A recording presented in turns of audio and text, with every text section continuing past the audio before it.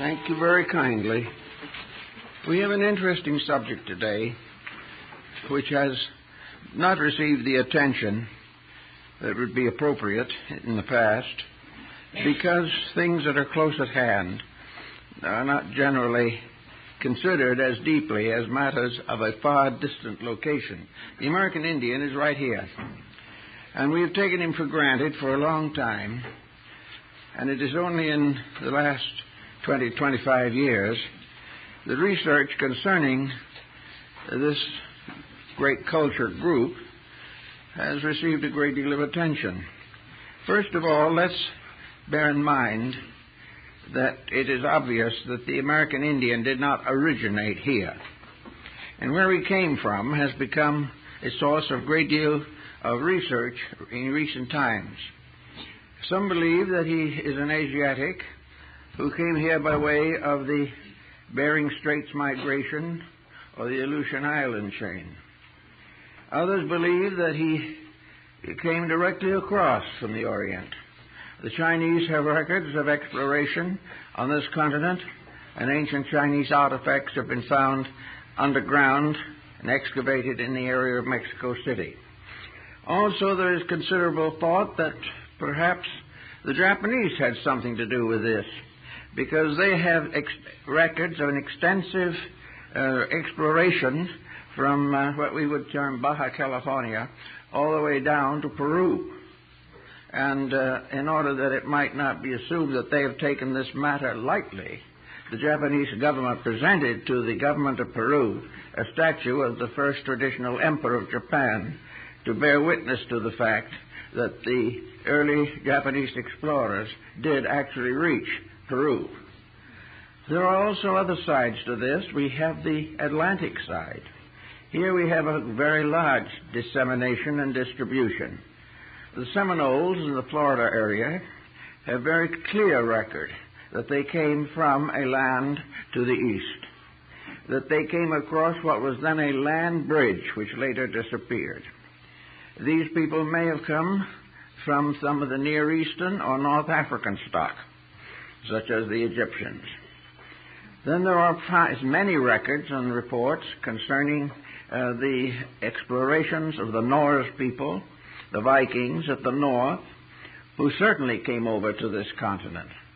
Plutarch, in his study of the voyages of the ancient Greeks, measured carefully the time and distance symbols of Greek chronology and decided that there was no doubt that navigation from Greece did reach the actual continent of America at a comparatively early date. Plato, of course, in his discussion of the submergence of Atlantis, points out, as he says, that after that continent was destroyed, navigation to the west ceased. If it ceased, it might well have existed before that. Or records or traditions, as brought by Solon from Egypt, would indicate that there was definite exploration and colonization in the Western Hemisphere.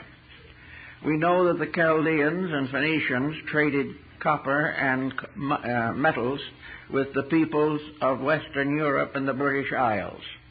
There is no doubt that they could have made a similar passing over to the Western Hemisphere. We know that the idea that it was an unknown area, completely forgotten or ignored up to the time of Columbus, simply is not true. In fact, if you may have seen the recent film on Columbus, there are a few fragments of it that are authentic, not all, however. But one of the points that I think is interesting is to realize that actually Columbus was impelled or inspired to his voyage, not by the friendliness of the European powers, but by the fact that he was trying to demonstrate and prove the lost continent theory of Plato. It's now rather well guessed, and probably true, that Christopher Columbus, of whom no likeness is known to have survived, was actually a Greek navigator by the name of Ypsilantes, that he traveled on ships following Greek traditions, according to the records of Plutarch and Plato, that he found a Western world there can be no doubt. But of course his landfall never reached the actual continent of America. Actually also other explorations and other types of study have brought in all kinds of modifying opinions about the American Indian group. We divide that group largely into the North American, Central American, and South American cultures. Because of the availability of certain records and the limitation of time, we have to summarize some of this material rather briefly to arrive at our principal subject. In the first place, there is much evidence that the cosmogony of the North American Indian group, and for that matter, the Central American, this cosmogony is almost exactly Phoenician. In other words, it has to do with the divisions of the universe, as these divisions were recognized in Europe and Asia very much earlier than any exploration in the Western Hemisphere. The universe of the American Indian was divided roughly into three sections, or three parts. We have to also remember that we are dealing with a polyglot group of tribes, each one with a little different tradition, each one more or less specialized and isolated by their way of life. But at the same time, generally speaking, we find the triple phase of universal structure present in nearly all of the groups, as is pointed out very clearly by Schoolcraft, who is the principal earlier authority on the American Indians in the United States area. The three parts of the universe of the Phoenicians and later of the Indians consisted of the three divisions of the world. The first and highest division was heaven.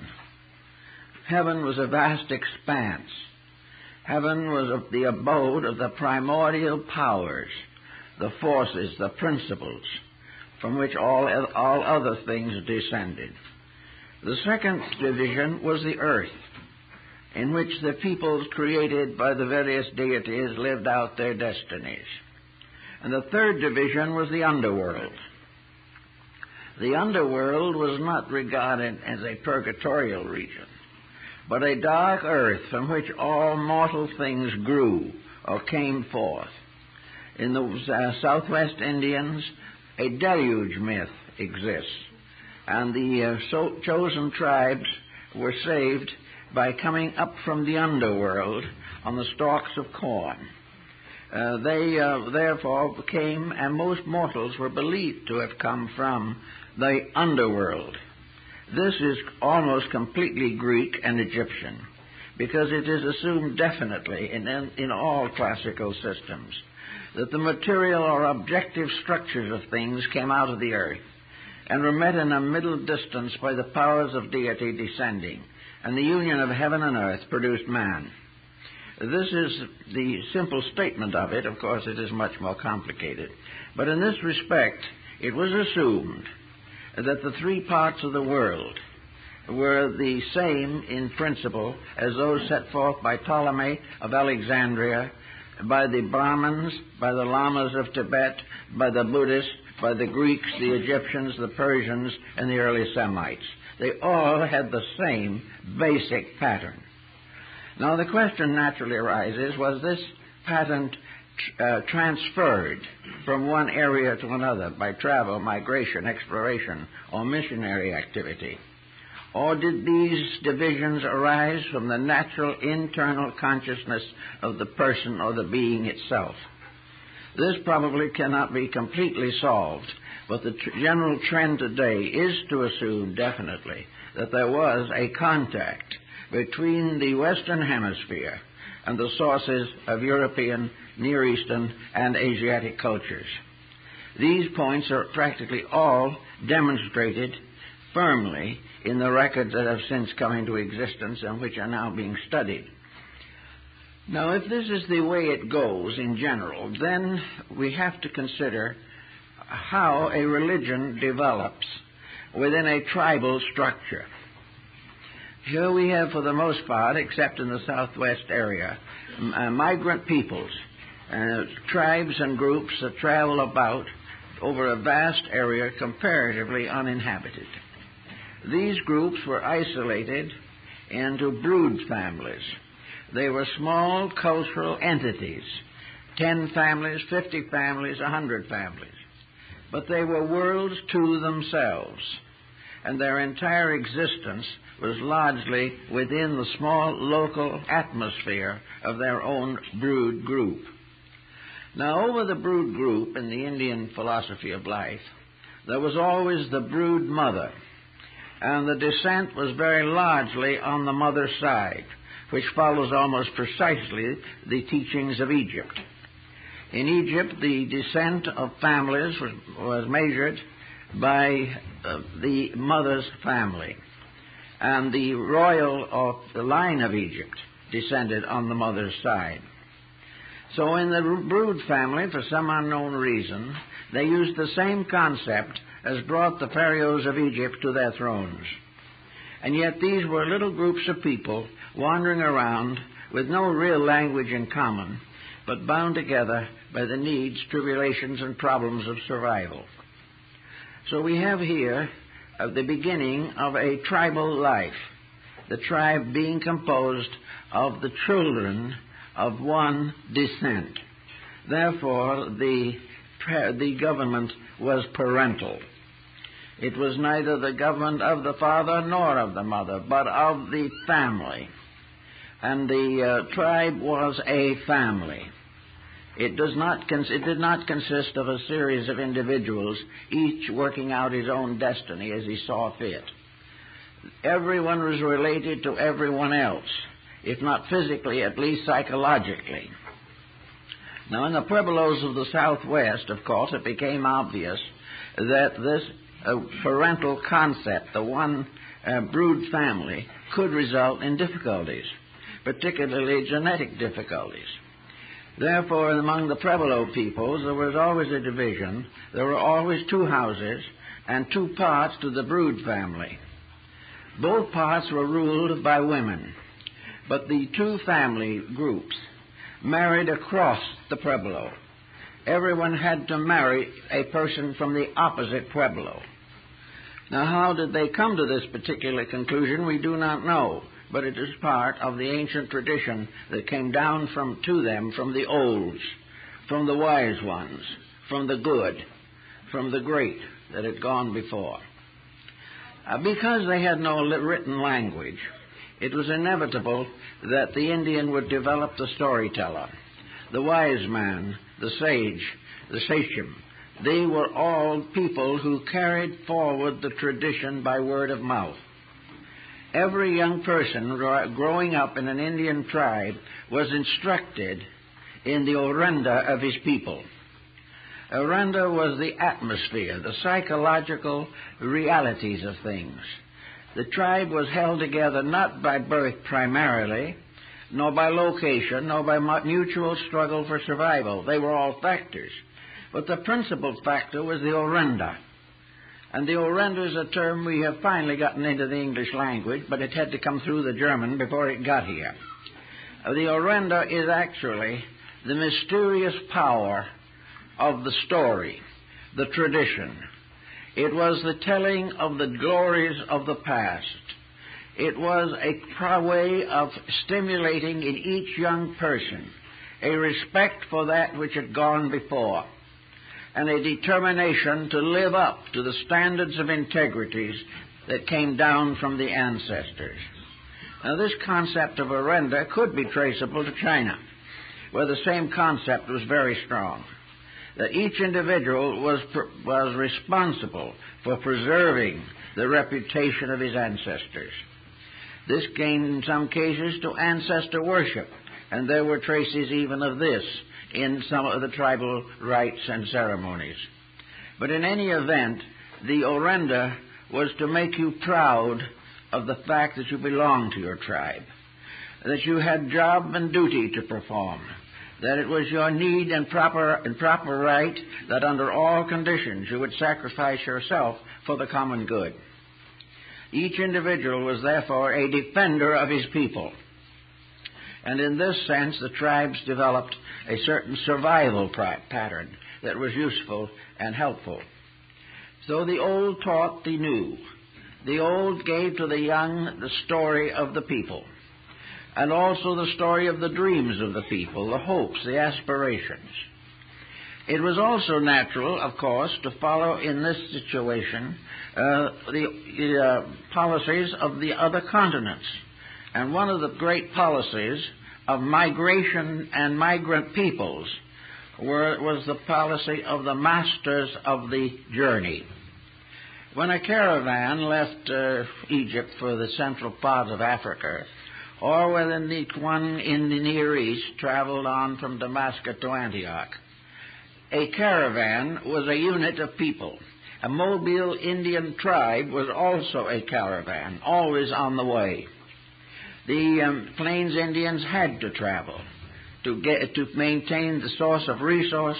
They had no agriculture to speak of, and they were constantly in search of new ground to leave behind the waste and trash of previous residences.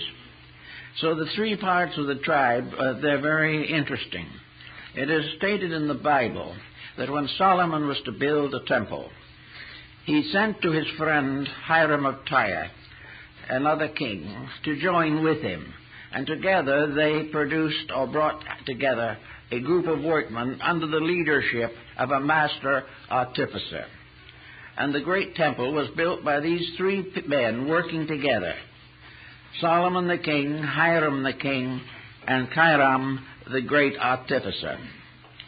Now in the caravan, as it goes today across the wastes of Asia, the moment a caravan is organized, it becomes mandatory to elect the officers that are to rule the caravan, because caravans could be attacked by terrible storms, they could be attacked by wicked brigands, they could come into many kinds of evil, and it was necessary for the caravan to have a fully organized structure even before it set out. Maybe there would be 50 or 100 camels or more, but they had to be an organization to carry on the caravan. So they elected the master of the caravan, who was the final voice in all things relating to the journey. They also elected the master of the march, who had to do with the protection of the caravan from the dangers and terrors of the way. And the third officer was the master of rest and repose. He was the one that chose the campsite, made arrangements for water and food, and did everything that was necessary to protect the caravan through the hours of darkness. These were the three officers that had charge of this important phase of existence. Now, among the Sioux people and among most of the American Indian tribes, every tribe had these three leaders that were appointed, that carried on the work of the people, maintained the tribe in its function, and probably the most famous of these was the Sioux triad, consisting of Chief Gall, Crazy Horse, and Sitting Bull. That particular tribe, the tribe that finally was the undoing of General Custer, that tribe had first the leader of the whole tribe. He was the one who corresponded to King Solomon. Then with him was the master of the march. This was Crazy Horse, the war chief. And the third was the counselor, the spiritual head, who reigned or ruled while the caravan was at peace, or where the tribe had no outside problems, who was the keeper of the culture and the religion of the people. And this was Sitting Bull. Now, how was a person like Sitting Bull appointed? No one knows just exactly, but from the tribal reports we believe that the medicine priests or the medicine chiefs or the chiefs of repose and rest were born, not made. Every Indian in a tribe was considered with equal care to find out which one was obviously and strangely a mystic, who possessed some mysterious power that the Orenda had descended upon this person. And very often, every Indian had to do his vigil. And very often, the Indian who did his vigil had the vision of the thunderbird. And if he had the vision of the thunderbird, he was a medicine priest. The thunderbird of the Indian is the phoenix of the rest of the world. Same principles, same concepts, same ideal. And the phoenix, in substance, was the symbol of the spiritual government of the group, the race, the nation, or the tribe. Also a very interesting point is, in the American Indian, that Sitting Bull and all the medicine priests dressed differently from the other members of the tribe. Every one of the medicine priests wore a costume combining male and female attributes, that they had to be distinguished, so that in a sense they were represented as androgynous beings. We realize, of course, that for ages the clergies of nearly all religions have worn robes that were not the same as the secular garments of their people. These robes, with their skirts and flaring headpieces and so forth, were the symbols of the mystical level of humanity, the level in which the heart and the mind, the female and the male, were united in eternal union, producing the mystic with his extrasensory perceptions. Now, in the American Indian tribe, there was another point involved in this that was interesting. The Indians, unfortunately, were frequently troubled with intertribal warfare and so forth, and the medicine priests were never in the battle. They remained aloof, and neither side was permitted to injure one of the priests. His garments revealed his station, and he was therefore regarded as equally sacred by two tribes in deadly enmity with each other on every other subject. This was an interesting aspect of religion, which meant a great deal, apparently, to these people. The same concept also survives in Egypt for a long, long time. Having attained the rulership of the tribe, then the problem of the education of the mystic was very important. Now, we know that the traditions of initiation into various rites are common throughout the Near East, the Far East, and North Africa. We also realize that these initiation rites have descended from a remote antiquity. The American Indian had them also. His initiation rites differed with various tribes, but probably the most interesting that we have, carefully preserved by the reports of the Smithsonian Institution, is the mystery ritual of the Mede, a tribe that had a very highly evolved ritualism, which has been compared and was compared in the Smithsonian reports with the accounts of ancient mystery rituals and modern masonry. The Mede initiation was divided into 3 degrees, presented in a structure with 3 rooms, representing, as we have noted, the 3 parts of the universe. Those seeking to become aware of the secrets of the tribe went through various tests and initiations and obligations, and were tried in every way before they were given the leadership of the family of tribes to which they belonged. The Mede rituals were kept on a birch bark board or trestle board, and several of these trestle boards are in existence, and we have one in our library collection here. These boards represent the rooms in which the rites were given. One room was behind the other. There is a similar structure, almost identical, in the Hawaiian Islands, except that the 3 rooms are one above another instead of one in front and the others behind it. So all over, these things were commonly held, and they are very important to our thinking. If, for instance, a young person is born into the tribe as a mystic to become a medicine priest, Of course, he must first do vigil. He must go forth and find his place in the larger universe. The Indian realized very much what we know now as a mysticism or a psychism. He went forth alone. He fasted as the prophets of old. He smoked the sachem. He smoked the pipe of the sachem, which was the same as the burning altar of Jerusalem.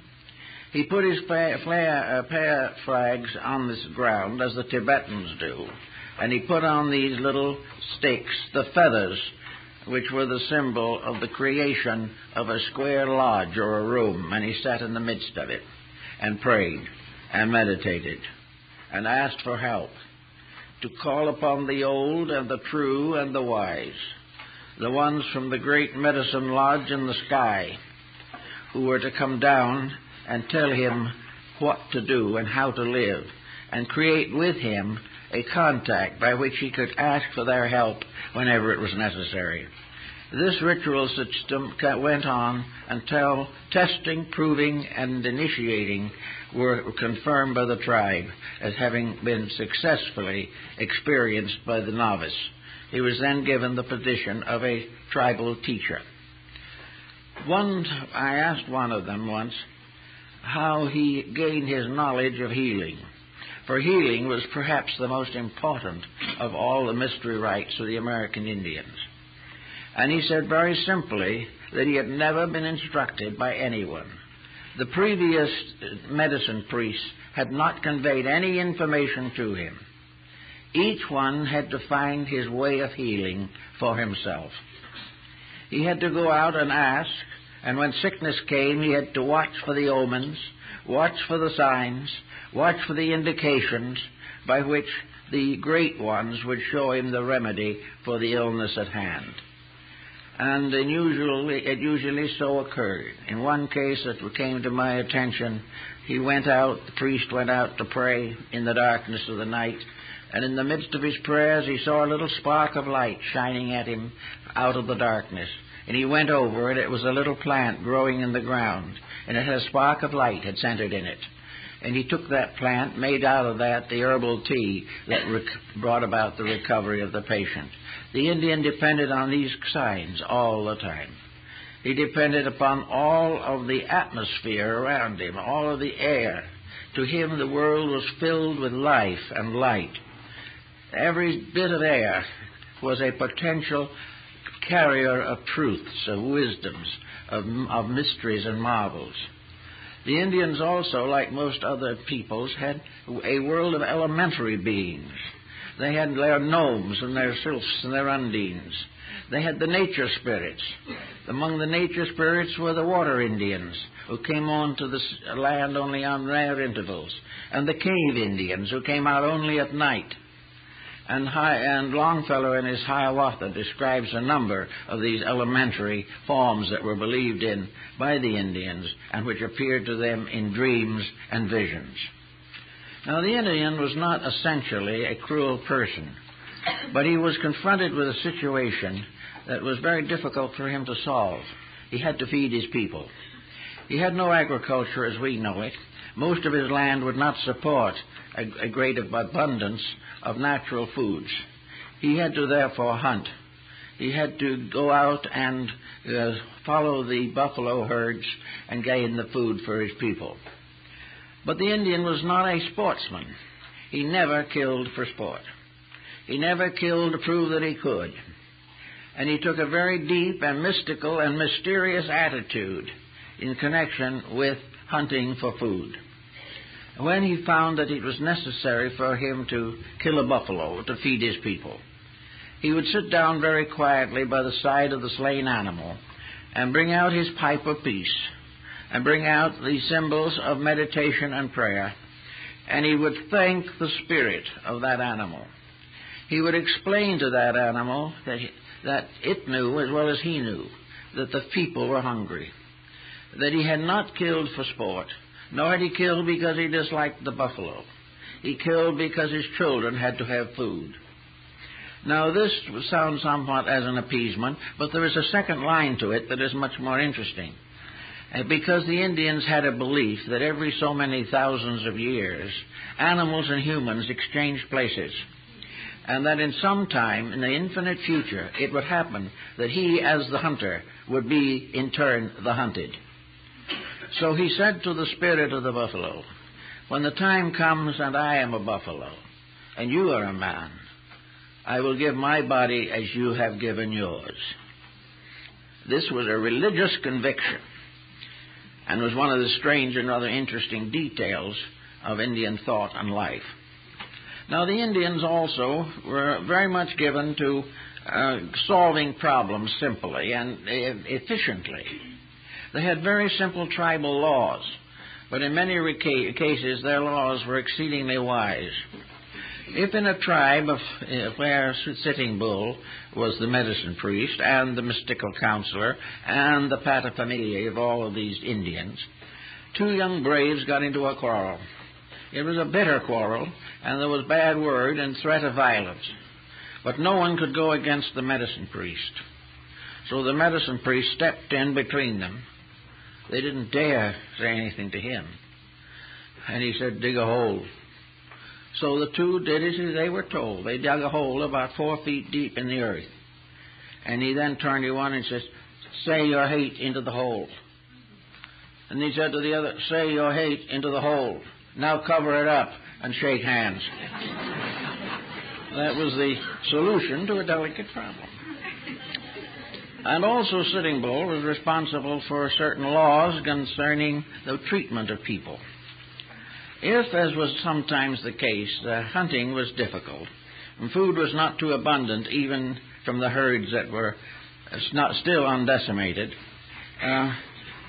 the Indian finally came back with a kill or food or whatever he could bring. Immediately the medicine priest took over. In fact, he didn't have to after the first time because it became automatic. He said, "You have food." "All right. You must not say who you are or what you bring, but each of you in secret will take a piece of that food and place it at the entrance to the wigwam of every widow and every child. They eat first. If there's not enough, the brave man does not eat at all. If there is enough, the old and the young must come first. The sick must also be considered. And only what is left shall be divided equally among all the rest. No one shall have more than another. No one shall have less than another." This was the law of the tribe. Now, this type of law, of course, would be a little difficult for us to understand, perhaps, but there is something in it that seems to belong strangely to America, and perhaps has something we could learn from these elders that went before. Now, along the Atlantic seaboard, there was the most highly evolved group of Indians, probably, on the North American continent. And they formed together the Great League of the Iroquois. The Iroquois of the 6 nations and of the 7, the Great League of Peace. And this league consisted of what was called the Long House. And it said in law, now here is your Indian. He couldn't read or write, but he said the earth is one long house. Everybody on it is one family. Everyone on it lives in the same house, which is the place we live. And everyone is responsible to keep the peace. This is final. Now the long house was developed by an Indian mystic, Daganoweda.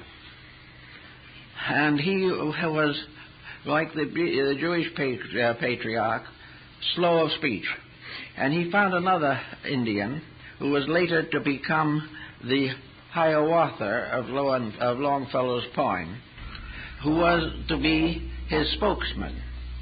And he was the one who carried the doctrine of the long house to the people of the 6 nations, later 7 nations.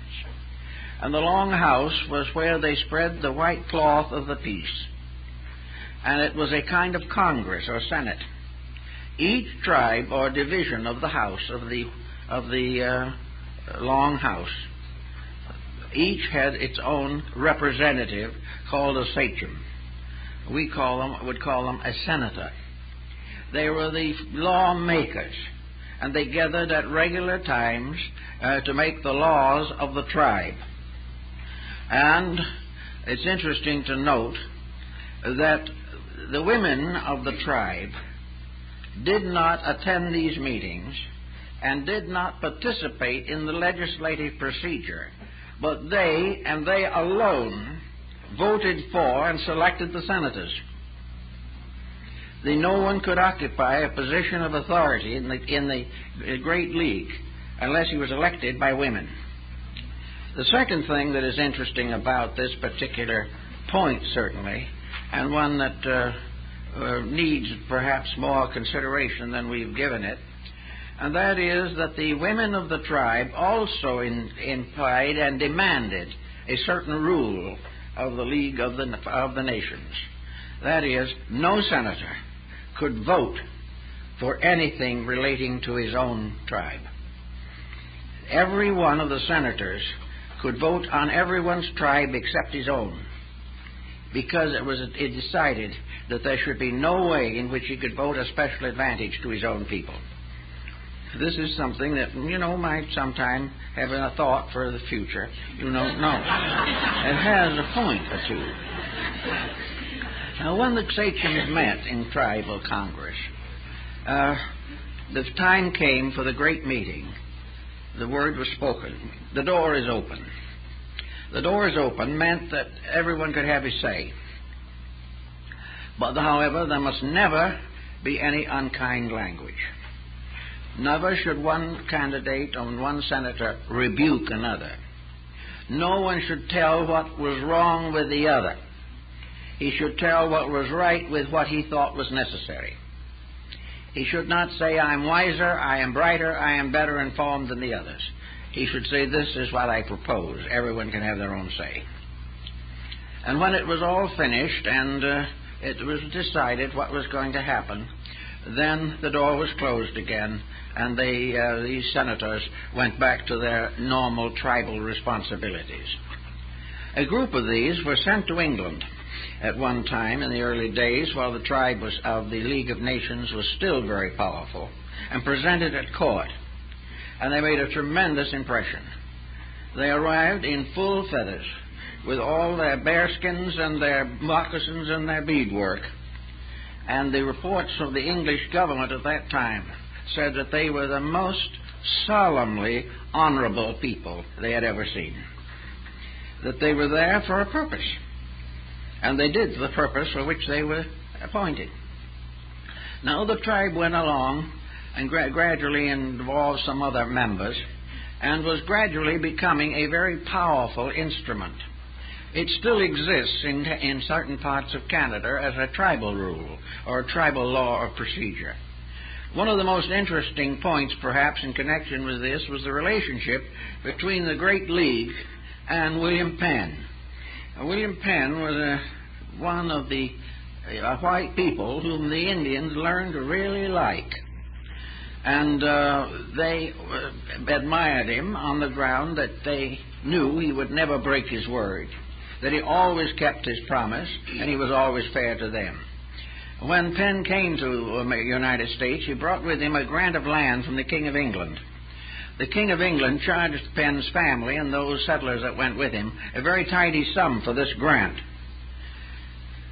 So when he left, he told the king, he had an audience with the king, told the king he was going to make arrangements to purchase this land from the Indians. And the king said, but you've already bought it from me, and I think you paid a pretty good price for it. And Penn said, I'm sorry, sire, I can't take it that way, because you had no right to sell it to me. It belonged to the Indians, and I'm paying them for it. This is what they liked about him among the Indians. Also, the tribe developed what was called the Peace Belt, possibly the first passport that we know of. The Peace Belt was made either of shell wampum or bead wampum. And the great Peace Belt of Penn is in exhibition until Philadelphia now. But this Peace Belt enabled a member of the tribes to travel anywhere among all most distant and warlike peoples. And if he carried the peace belt, he was absolutely safe. No one would do anything to injure him. Because one of the things these people did have that was very important was they had a certain integrity of spirit that was not easily affected by changing circumstances. All of which now brings us to one of the keynote situations of the whole matter. What is the way in which we can best define the way of the Indian religion? First of all, we must assume that it is a natural religion, a religion that comes from observation and reflection and not from indoctrination. The Indian lives close to nature, and like most primitive people, even now, the Indians had a very deep, mysterious communion with the earth. They came so close to dependency upon it that they gained a great respect for nature. They respected all life, every living thing. They respected and believed in life, and they believed that all creatures, great and small, had souls just as much as they had. That everything was alive, everything was divine in its substance and essence, and regardless of circumstances must always be treated with respect and decency. That we learn mostly by quietly contemplating the realities of life. In the Southwest, there's no doubt in the world that the sand paintings and the great chants of the Abachai are mandalas, that they are meditation symbols. They were created especially for a purpose, most of them, and that purpose was healing. But the actual symbol itself, if you go to one reservation today and one of the surviving medicine priests makes a sand painting, and you go to another reservation 200 miles away and have another painter do the same subject, these men have never met each other. They've had no contact of any kind, but there will not be the slightest difference between the two pictures. These pictures come down from a traditional background. They have carried in the mind for ages. They are part of the Orenda. They are part of the way in which the Indian, not having a written language, makes pictures of the realities of his own existence.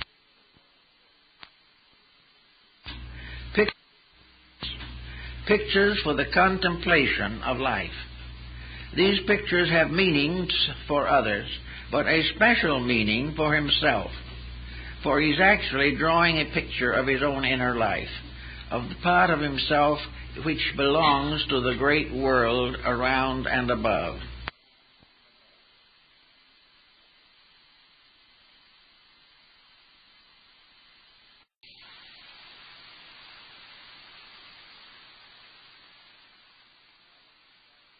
Part of himself which belongs to the great world around and above. This type of picture, therefore, is a meditation device or symbol. The Indian's final contact with life is the voices. Now, these we would term psychic impressions. We would assume perhaps that the olds and the trues, the ancestral spirits, might come and speak to him. He believed that they did. But there is a certain difference between the psychism of the American Indian and the psychic phenomena of our modern civilization. The difference is in the situation and in the values involved.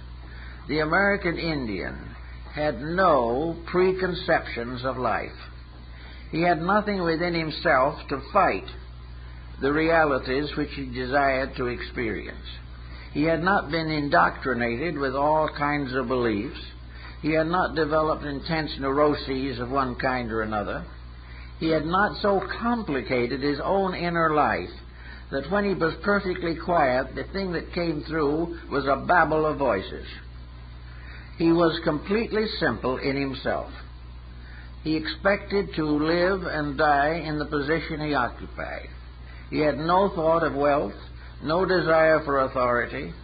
He had no concept of the complication of his life or of his civilization. He lived out his years as a part of a small tribal unit dedicated to cooperation.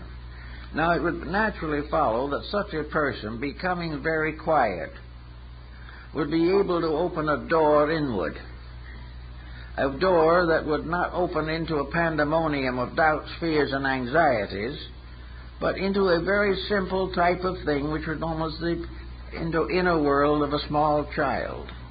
The Indian was, intellectually speaking, a small child, but had the tremendous integrity of childhood, which had not been spoiled, which had not been gradually tutored out of existence by the sophistication of a complicated civilization or lack of it.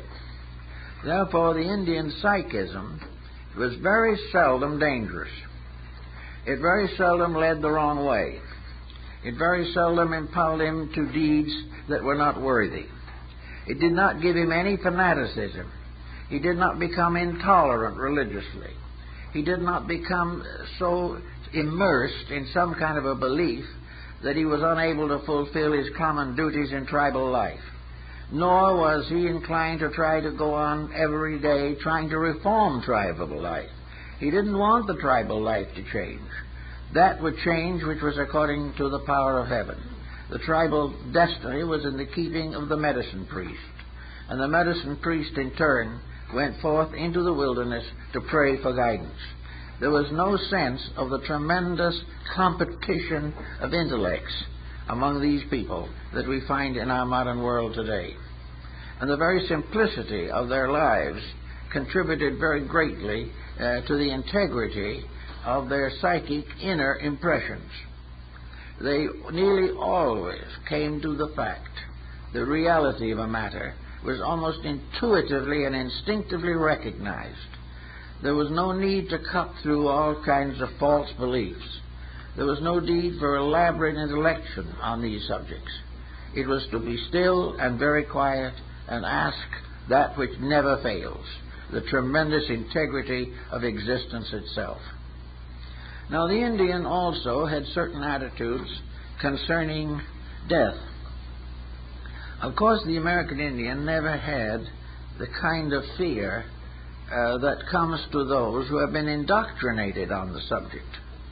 To the average Indian, life and death were aspects of one thing. The Indian, when the time came to go, went as he had lived, quietly and at peace with himself and the world. He did not have descendants to fight over his estate. There wasn't any.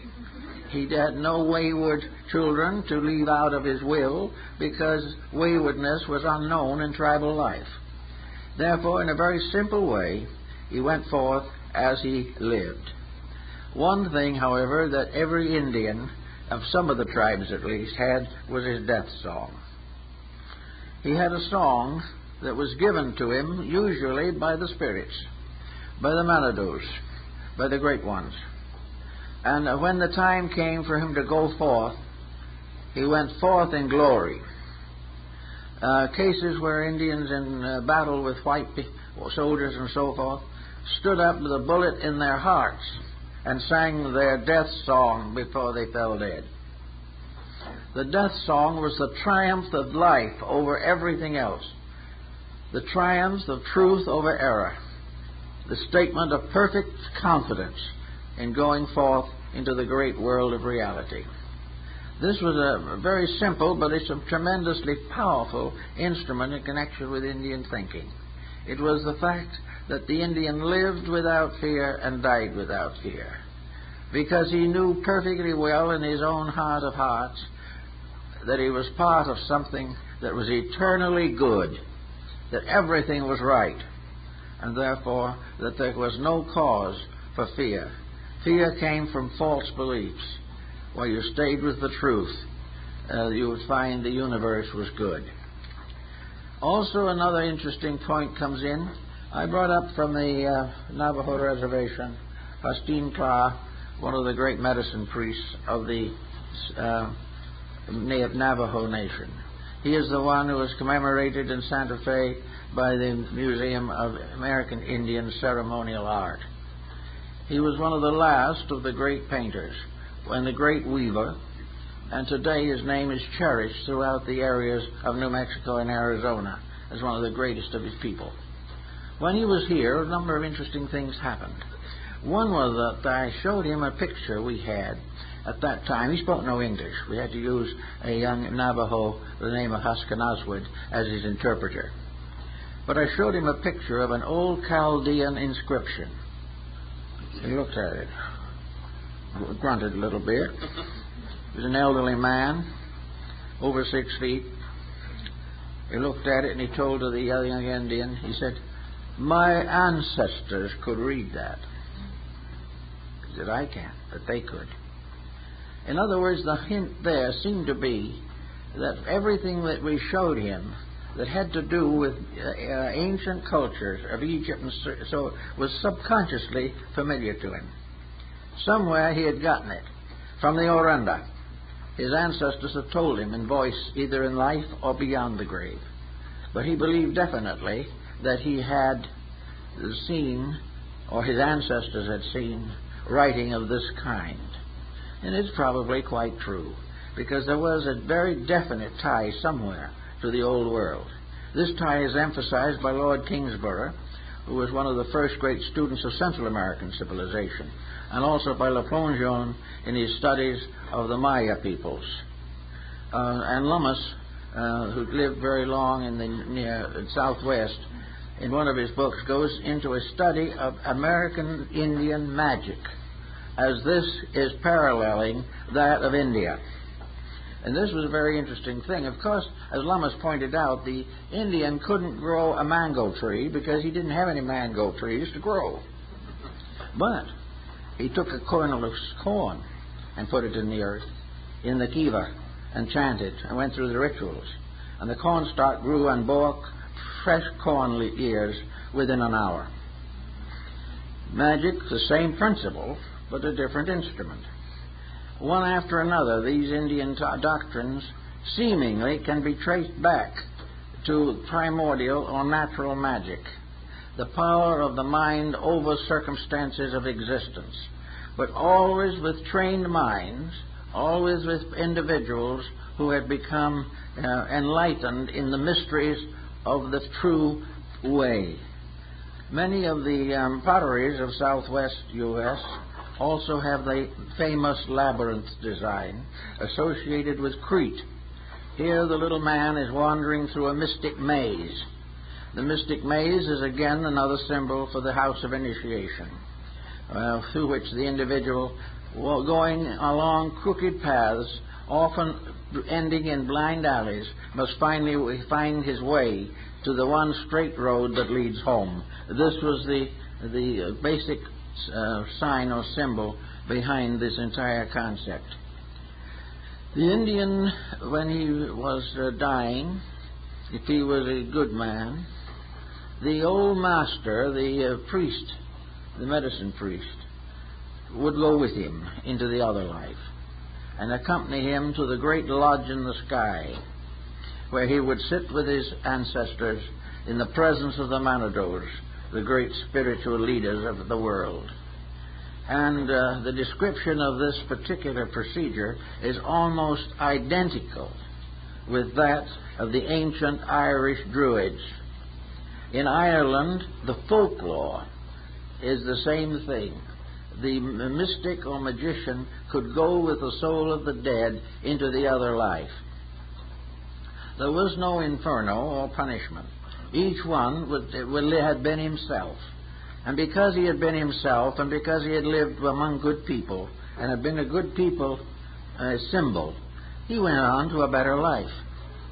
Some of the Indian tribes, as Schoolcraft also points out, believed in reincarnation.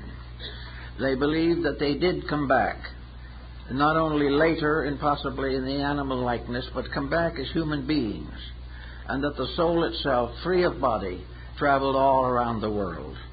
But of course the world to the Indian was his own reservation, but to him it was large enough. The Indian also, in his own inner life, had a situation which I think many people would probably benefit by understanding. The Indians used a limited amount of tobacco and also a limited amount of mild narcotic material for their religious purposes, never for any other reason. They used it to become a symbol of something, perhaps for the inducement of trances. Actually, those who did it in those days, and even more recently, there is no particular indication that they received adverse consequences or became habitual users or came into a dangerous psychological condition. The reason being that they had no psychological condition before they started. The ritual was simply that they were to do something to sensitize themselves. In Greece the same thing was done. In the Roman mysteries it was done. It was done all through the Near East and Far East, that certain herbs and so forth were called herbs of vision. They helped the individual to see, and they also were the ancient substitute for what we would call anesthesia.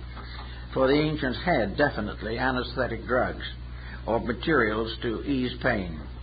But because there was no contact with the complicated life of a competitive civilization, the individual, if he did have a vision or a dream, should seldom, if ever, have a nightmare, because there was nothing to worry him, nothing to frighten him.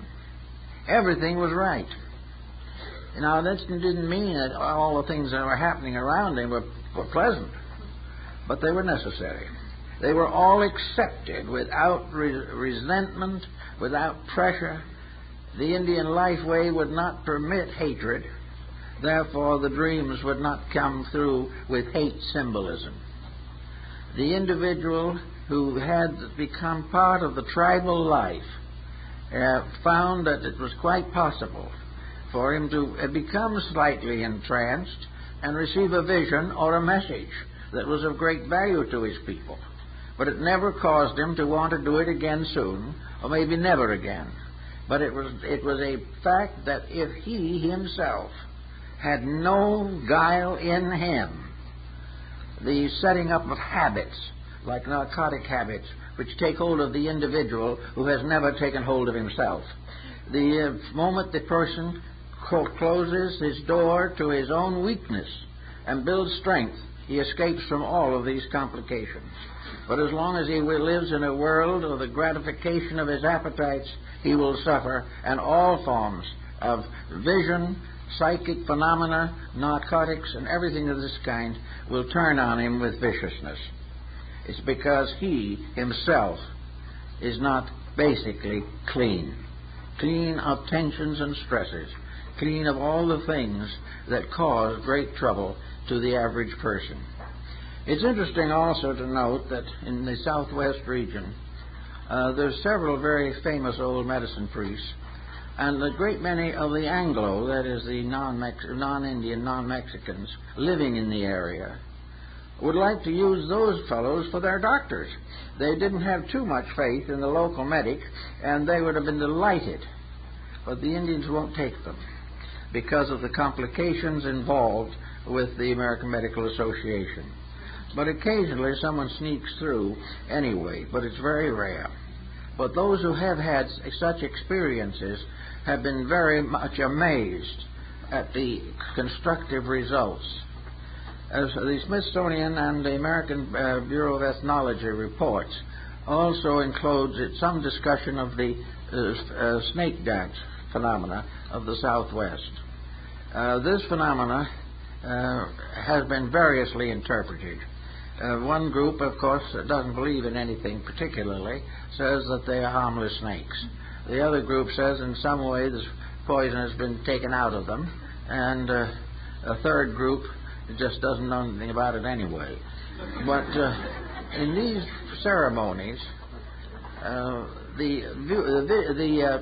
who attend, the non-Indians, are warned to keep away far enough so that there is no danger of becoming involved with these snakes, because they're not pleasant people sometimes. And on one occasion it is known someone stepped too close, and as the Indian came by with the snake held between his teeth, the snake bit the white man. Well, there was a moment of very great consternation. The dance was temporarily suspended, and the Indian came forward and said to this man, "If you will give us your word of honor that you will never tell what we do, we'll fix it so you're all right." So he agreed, and they took him down into the kiva and performed the snake ritual for him. He would never tell what happened, but in an hour or two it came out perfectly well. They knew how to do it. Something that you don't see that is quite as fantastic as that, of course, I saw one of the Gallup festivals years ago while it was still functioning in full force, and that's the feather dance. In the feather dance, a group of Indians form a circle and place a fairly large woven basket in the center of the circle, and in this they stand a highly decorated eagle's feather that has been enlarged, and it has little flangs and tips and tassels hung on it in this basket. They then sit in a circle around it and start chanting. And after a certain length of time, no one is within 10 or 15 feet of the basket, the feather begins to agitate. And in a few minutes, it rises 6 or 8 inches out of the basket and remains in the air for several minutes and then slowly settles back. I think one of the reasons perhaps why they've discontinued these ceremonies is because they annoy people. No one wants to believe these things these days. They want to believe that it's all one great mistake, and that it's due to the fact that these poor benighted souls are not wise enough or good enough to realize that materialism is the answer to everything. In any event, however, walking with the Indians, you find a great many of these interesting and remarkable circumstances arising. I attended a graduation service at the American Indian School in New Mexico in the middle 40s. This was a graduation class for young Indians who had finished what would be equivalent to us as high school. In other words, they were speaking English. They had taken their examination with the 3 R's and all this type of thing, and were real nice boys and girls. They were typical of a graduation exercise. They all lined up all together on a stage, and the teachers were all there. But most of all, the relatives were all there. And that's what really made the situation tremendous. Out from the reservation came all these mysterious-looking people, wrapped in blankets and hoods, wearing many types of jewelry, which were very beautiful jewelries, but very stoical with their long braided hair and all their native regalia. And a special section in front had been set aside for the happy and exalted relatives who were all there to see their children or their neighbors' children graduate from school. And it was a very impressive service. The diplomas were given out with great gusto, and the parents were beaming from ear to ear. They didn't clap because that was something they hadn't learned to do yet, but they were very pleased about the whole thing. And finally, at the end, the class valedictorian got up and made the speech. And the speech was the wonders of living in America. And it built up to a very great note in which these Indian children bestowed upon America in general all of the virtues of their own tribe. They were so fond of the wonderful friendliness, the wonderful kindness, the wonderful peace, and all this type of thing. The parents were all nodding enthusiastically in Navajo. But the audience at the back was made up of the Anglos, looked a little sheepish. But this is the way it is and was there. These people have a very wonderful and very sincere situation involving them at all times in everything that they do. We know several Indians who have gone quite far in their own tribal life, and most of them were very sad because there was no one to carry on. This was perhaps especially true here in the California Indian group. It was then here outside of Riverside that I saw the Indians perform the fire walking ceremony. which was forbidden. The Indian school at that time, that was many years ago, the school at that time had its own police composed of Indians, and these policemen were supposed to prevent any of these ceremonies from being performed. But the policemen joined in the conspiracy, and before it was over, they too were walking across the bed of coals. But down the back of Riverside, in the ranch of a kindly Anglo, the old ceremonies were carried on for years. Everywhere you find the Indian, you find something of a mystical nature. But you try to understand him and what he stands for, you realize that the great secret of what he has is that he has not yet been spoiled. Many efforts have been made to do it. Everyone has tried desperately to get the Indian out of his own lifeway. But he has sort of clung to it, and even if the surface has been mutilated in one way or another, the depths have remained comparatively calm. He simply has a concept of life that enables him to be a natural mystic.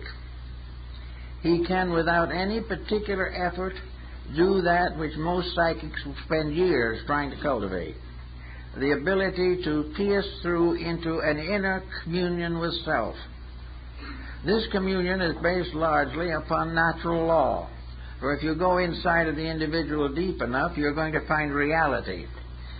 The inside of the person may not support his outside in all cases, because his outside is apt to be very seriously damaged or contaminated by his worldly situations. But in the inner part of his own life, he lives a very simple, honorable, clean life.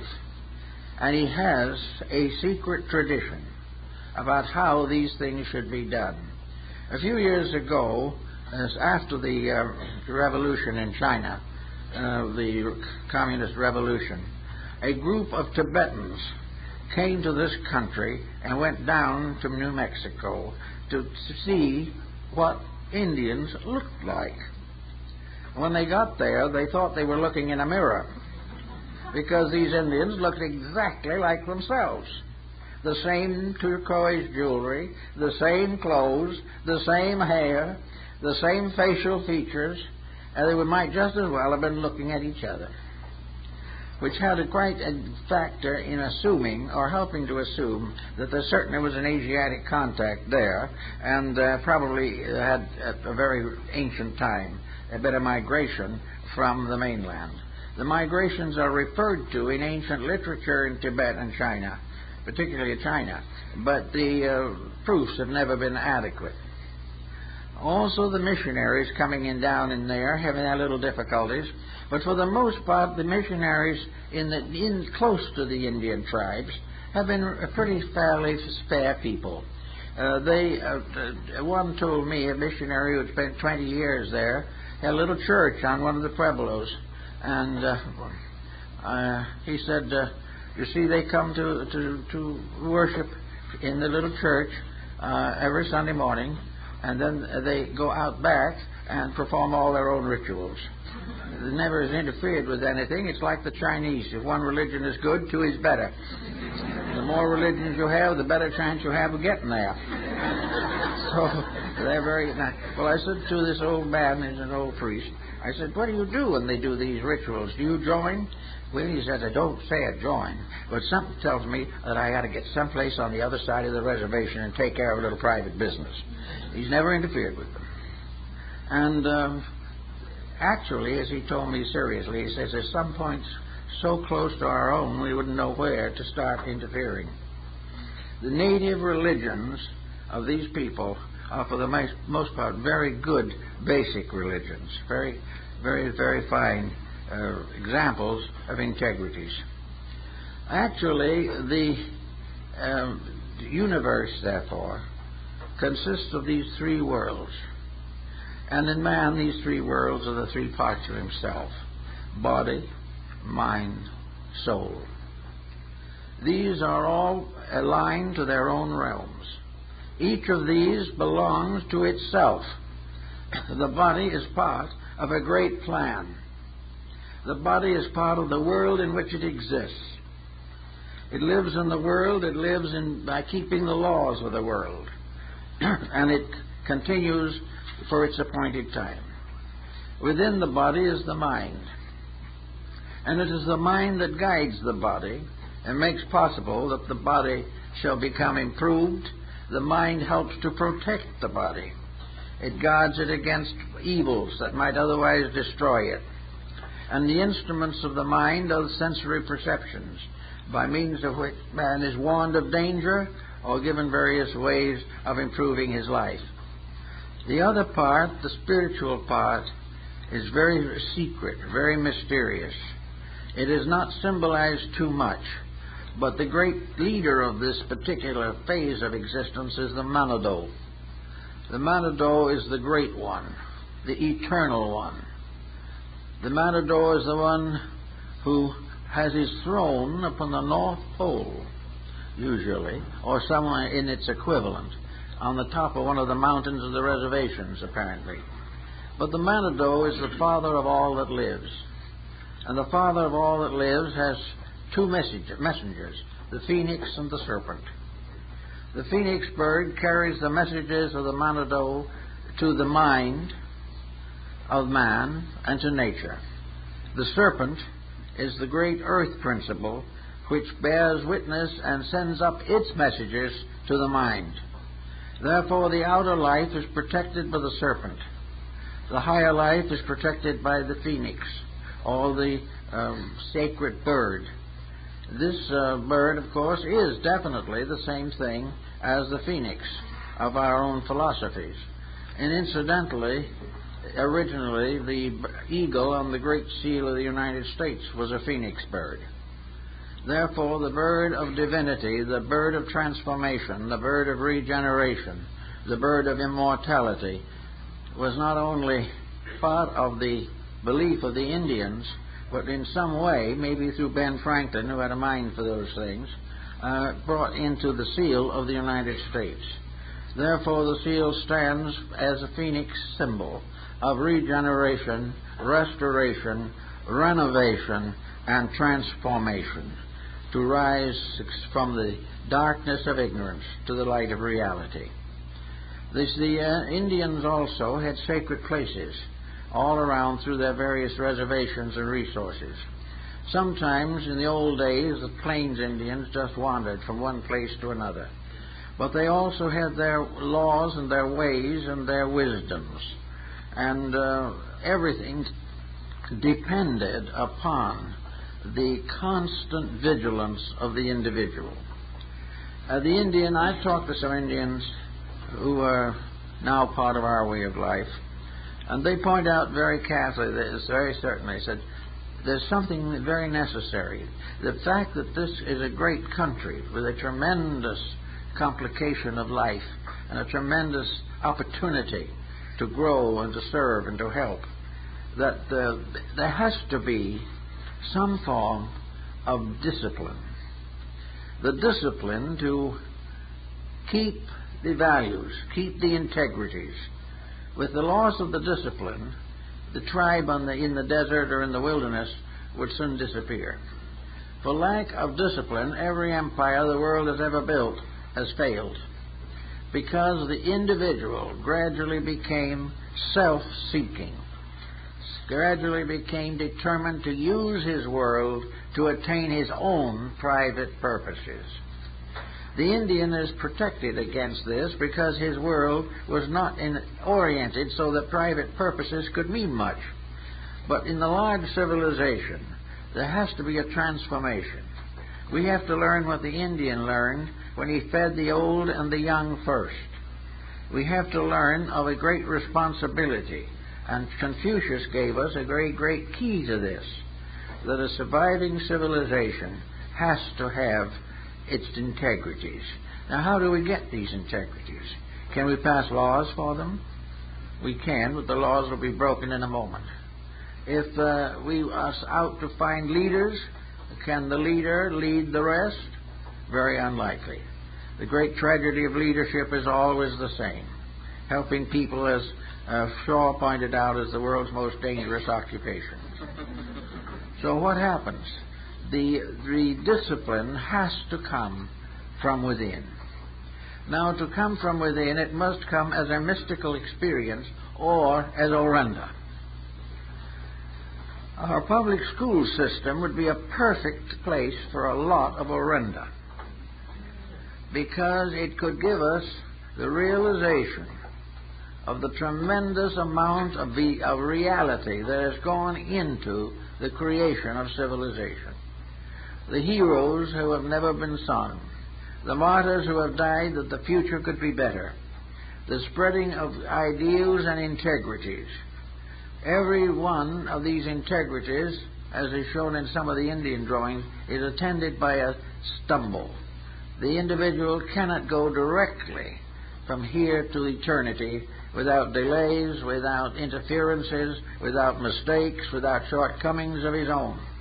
But the general direction of the road must be straight. And that straight road must lead not to some mysterious building somewhere. It must lead to the sky. It must lead to the lodge of the great ones, which is heaven itself. Everything depends on keeping the rules. Everything depends upon disciplining the self, keeping away from the entanglements which destroy the integrities of character. And as the American Indian came into the ways of the non-Indians in this country, we began to see that many of his values are slowly fading. Against this, however, there is a rising spirit among the Indians to make their contribution to the world that has not been very thoughtful of them.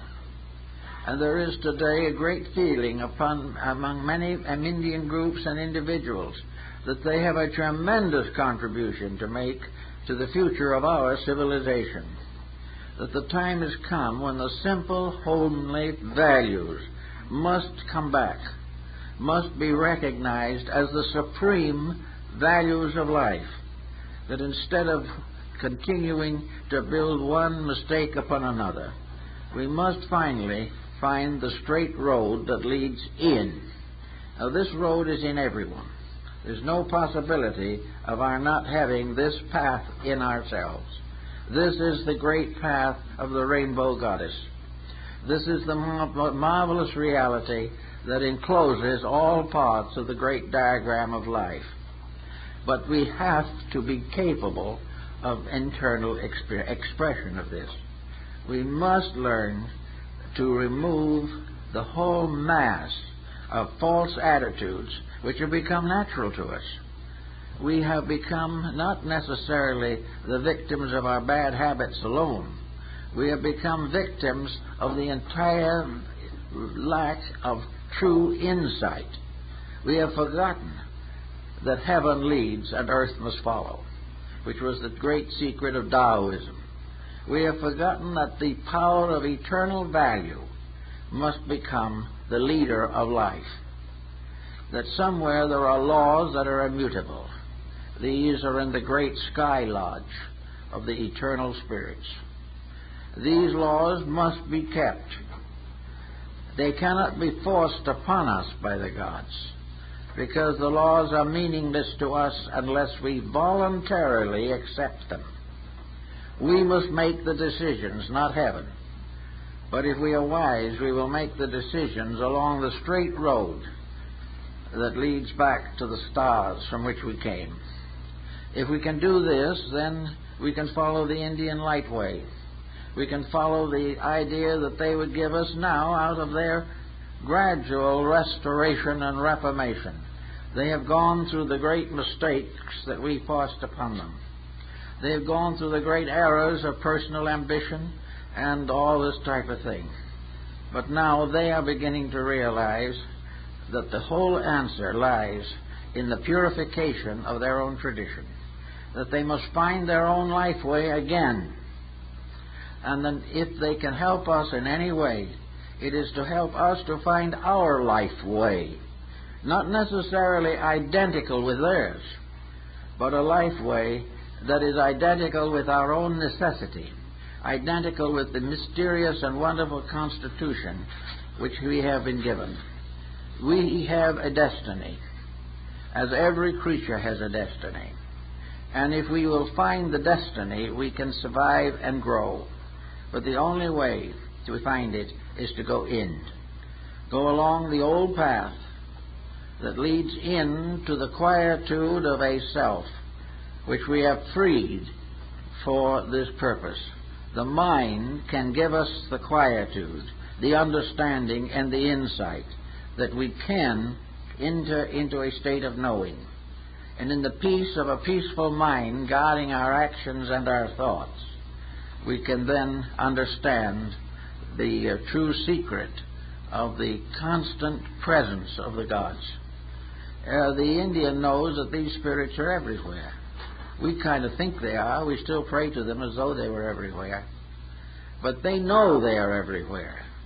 And the truth is no further from us than it is on the side of the mountain with 4 prayer plumes and the pipe of peace. That sitting quietly in meditation, we will discover that the eternal is with us, within us, and around us at all time. But we cannot find that which is superior to ourselves while we are satisfied to remain inferior. If we are not in desire of improvement, then we can't get better. But if we desire, we don't have to search. No complicated code or creed is necessary. It is to simply allow the beauty of life, the beauty of eternal truth, and the beauty of everlasting integrity to be what it is, what it has always been, and what we have to search for by giving up the mistakes of our daily conduct. Well, that's all for this morning.